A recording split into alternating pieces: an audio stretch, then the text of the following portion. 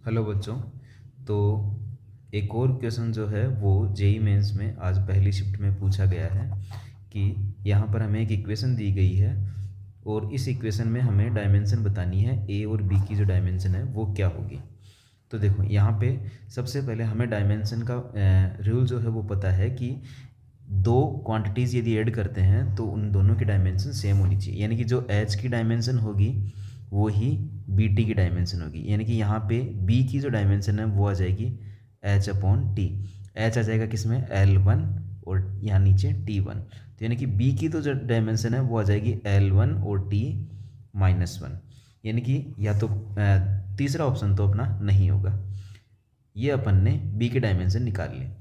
अब हमें ए की डायमेंशन निकालनी है तो हमें ए अपॉन बी दे रखा है, तो फिर से वही रूल फॉलो करते हैं कि जो पी की डायमेंशन होगी वही ए अपॉन बी टी स्क्वायर की डायमेंशन होगी।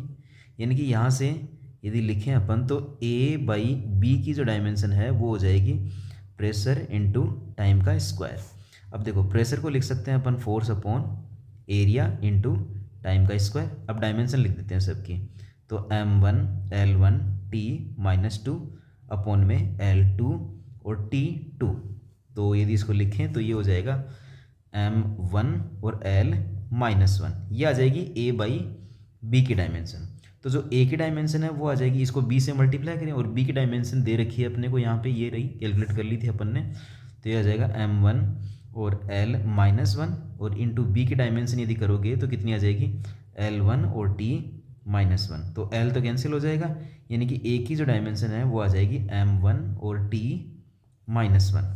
यानी कि ए की dimension M T minus one और बी की dimension L T minus one, यानी कि अपना ऑप्शन फर्स्ट जो है वो करेक्ट हो जाएगा।